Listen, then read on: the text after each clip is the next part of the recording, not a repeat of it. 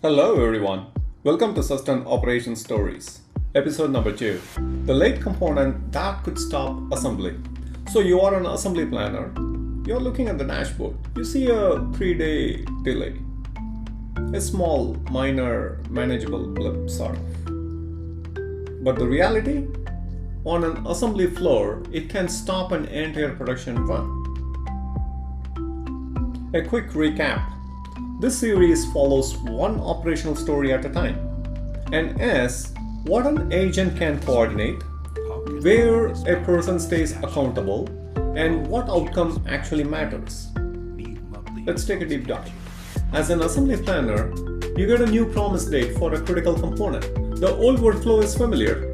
Check the bill of materials, search for stock, email the supplier, call production, update a spreadsheet, and hope nobody is working from the old date. The chaos of manual workflows, isn't it? Now, let's take a look at it from an agent-driven solution perspective. An agent could bring these facts together: the affected production order, available inventory, open purchase orders, customer commitments, and the supplier's latest update. Then, it could propose a short list of responses.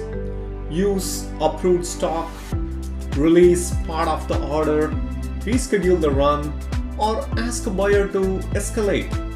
But it should not quietly substitute a component or promise a new delivery date. Quality rules, cost, permissions, and customer impact may require a human decision. The outcome is not magic. It is earlier visibility, a clear decision, and a record of why the plan changed. So what happens when a supplier changes a promise date? What should the agent do? Should the agent expedite, replan, or escalate? Which call makes or breaks the supply chain? See you in the next episode. Thank you.